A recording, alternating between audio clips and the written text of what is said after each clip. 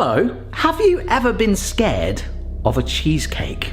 Today I'm making my first ever New York cheesecake and I am genuinely scared. I don't know why, I've wanted to make this for years. I love the sound of it and it's kind of like this old wives' tale and like different styles of doing it. And I'm scared of a cheesecake. Even on our walk earlier, he was like, look at me going, are you all right? You look apprehensive today. I spent the last few days researching different New York cheesecakes and there's so many different ways and twists and tips of doing it. I've picked out what I think is the best way and I'm welcome to your comments, and I think the best thing to do is just get going. All right, we did this fairly recently actually. We wrapped a loose bottom tin, but we actually took out the bottom and trapped it in to stop any potential leakage. Now the problem with doing that was one of the tips that I found, is that the base, which we're gonna start with first of all, the biscuit base could get baked into that foil, which is gonna be a nightmare when you try and strip it back. So it's not gonna be in there, all right? All right, I'm happy with that. And whenever I use tin foil, it makes me feel like I'm working for NASA, but anyhow, biscuit base. I feel comfortable with this step. All right, so I've got some digestive biscuits here and Ken is gonna blitz them up for me. Randomly, I got a pack for the supermarket own brand, double the weight for half the price than a very, very well-known brand. And they did reach out for a brand deal recently, and I'm not gonna say who they are. I can't really see me too well, but this is 5 tablespoons of butter that I'm just putting in the microwave. And look how quick that absorbs it. It's always one of those things that's fascinated me. It's actually salted butter as well. So you would sometimes, these recipes have said about adding a pinch of salt. I just thought it was salted butter, so not really needed. Now this is interesting because obviously once you've done this, you can just press it into a dish and chill it, and that does form a crust too, but we are gonna bake it. This is greasy enough, it's got butter in it, so don't really need to grease the bottom of the dish. I say that like I've done this before, but that's just my thinking. All right, I am happy with that. It looks actually a lot, whoa. It does look quite thin, but it will be strong. I should have preheated my oven, so preheat your oven before starting that. I've wasted a bit of time here. All right, so that's going in for 10 to 12 minutes to firm up, and then we actually let it cool down. So whilst that's baking, I just want to say a big thanks to some of you guys, because I teased this recently that I wanted to do a New York cheesecake and wanted your advice because I'd seen some potentially that had a cake-based sponge, and I wanted to know how common that was, but the overruling thing was no, do a biscuit base. So there we are. I don't know why I'm scared of this cheesecake. One of my favorite videos I did was a 4-in-1 cheesecake recipe attempt, and I didn't care what it looked like. I just knew it was gonna taste good, and I know I'm gonna love this. Yeah. One thing to add, for the last minute, I've actually started to lower the oven temperature already because it's critical. That's one of the tips I got. Make sure it's not too hot before we put our filling in there. So whilst we're prepping it, we know that it's gonna slowly lower. Side note, I'm really scared. These are some new oven gloves. Do you ever get that? Using oven gloves for the first time, you're like, ugh. Well, yeah, the oven gloves work, and there we go. Oh, that smells amazing.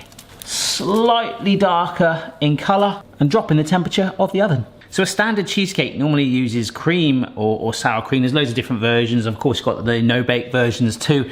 Whereas the New York one is like more rich and dense and even creamier because you're really going for cream cheese overload. So these are all the ingredients we've got, and straight away I want to say I have got full fat cream cheese. The only problem is I've not got the branded one, and I have had problems in the past with not using branded cream cheese. I don't know why, and it's even worse if you use a lower fat cream cheese. Sometimes it doesn't like bond together as well, and the feedback was you needed to use full fat cream cheese. So I'm just hoping that the supermarket version, which again was so much cheaper, that might be why. I hope it helps me. So this is a massive wedge of cream cheese, and it's been at room temperature, like all of these ingredients, for at least 2 hours. Apparently that's another critical tip. We've got sugar, salt, lemon, we're gonna get zest and juice from that. Vanilla extract. Now I've got some really good quality stuff that I love. It's actually 4 teaspoons there, which is quite a bit. But then when you consider how much of the cream cheese we've got, it's gonna get lost in there. So we've got the sour cream, flour. Now apparently this is optional, but a lot of people say just adding a couple of tablespoons will help sort of bond it and bind it better to hopefully give you a better chance of it not cracking. Like as I say, if I do all this and it still cracks, I don't care. I'm just going to show you all the tips that I've found, and hopefully yours will look better than mine. It always does. Finally, eggs. Now, these have been out for 2 hours too, but I cracked them when they were cold. It's just personal choice. I find that the yolk comes out better, but I've sat them all together like that. Some people use slightly less eggs, but then 1 or 2 extra yolks. Oh yeah, another tip I found with the eggs, obviously being room temperature, don't add them until the last minute. And in fact, not just the eggs, the whole mixture, you just need to beat it until it's just combined, which is something I'm going to be really bad at because I love over mixing stuff. Basically, the theory is the more we beat the eggs in, obviously when you beat eggs normally, it's going to add potentially more air in, and we want to kind of reduce that. Anything that we can do to help it the best, we're doing it.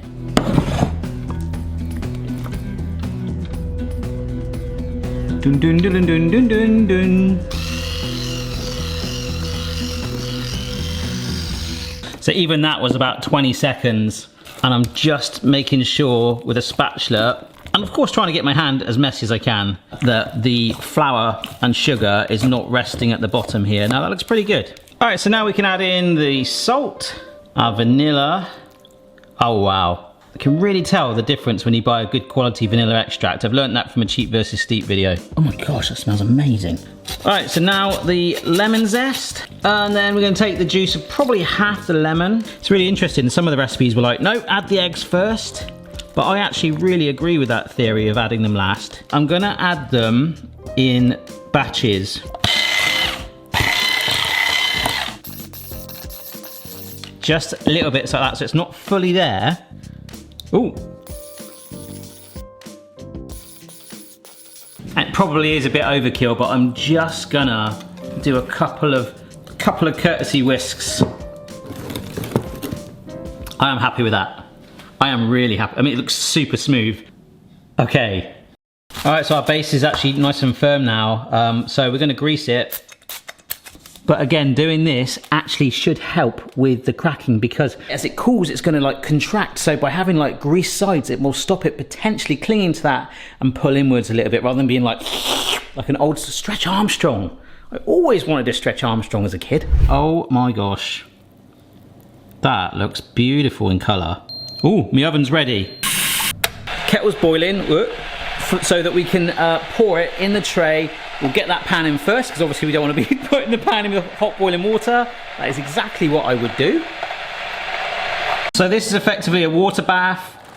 We are going about 1/3 of the way up the pan. Another reason why that foil is there, it's going to help create a moist sort of atmosphere, prevent it from getting dry, and ultimately, hopefully, again, helping with the cracking, because it will cool in this. It's also called a bain-marie, of course, and if you've got a friend who was called Marie as a teenager that might have mucked about too much in the cinema and effectively got banned, it might trigger some memories.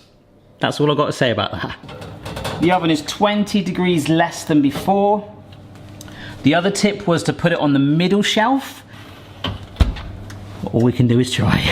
So at this point, we've kind of just got to wait. There were so many different methods here. There's some where you bake it for a little bit, open the oven, let it vent and cool down and naturally do that thing. I personally prefer the idea of baking it and then letting it cool in the water bath. Just my thing that I think personally is going to work. Remember, we can all do our own tips and suggestions. If you have any more, do let me know down below. So in conclusion, we've greased the pan to stop it cracking. We've done room temperature ingredients to stop it cracking. We've done eggs last and whisked as minimal as possible to stop it cracking. We've done a water bath to stop it cracking, and we've done a middle, or even slightly lower middle shelf to help stop it cracking and over baking. That's a pretty good opportunity to make this work. I am guaranteed now, after all of this, it's gonna crack. 12 seconds later. No pun intended, I just had a bit of a wobble. I wanted to go for the deep golden color to give it hopefully more flavor, and we've got that. The only problem is one side was starting to catch quick, so I quickly opened the oven. This foil was foil a minute ago. I was gonna drape it on, but unfortunately, some of the foil skagged 2 sides that I was trying to cover, so it's not a huge split. In the words of Monty Python, it's a bit of a flesh wound, but the other side looks amazing. So I'm a bit gutted. I'm gutted. Yeah, sorry, I'm just absolutely gutted.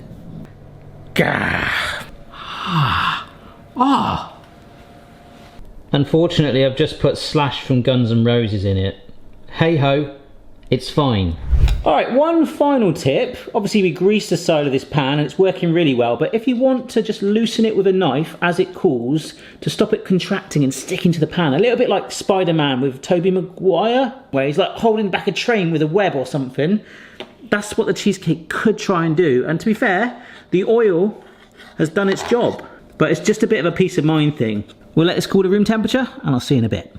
I just wanted to show you this angle, right? So when I first took it out of the oven, there was this huge mountainous brown rounded mushroom style cap on it, well above the tin.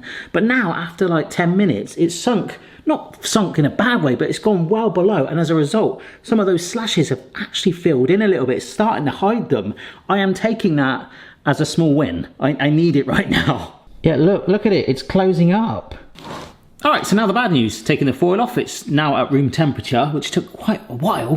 We have got to wait even longer now. Ideally overnight, I think 6 to 8 hours seem to be the sweet spot of chilling it. I might do the internet fridge of a freezer for like 15 minutes and then put it in the fridge to speed it up just for this video. So we wrap it. And that's going in our fridge.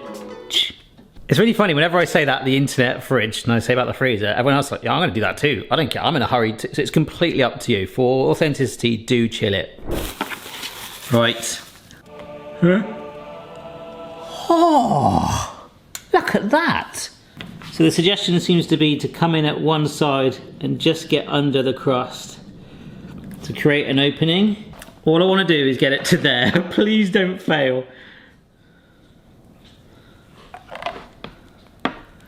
Oh, there we go. That was not bad. Oh, I've lost some of my crust. Oh no. None of the recipes told me to line the bottom. None of them. This is greasy enough. It's got butter in it, so don't really need to grease the bottom of the dish. Tell you what, I am really proud of that. Just gonna aim for the middle. Oh my gosh, that is delicate.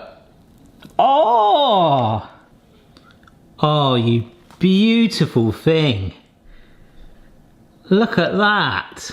It's been quite emotional, this recipe. I am really proud of that.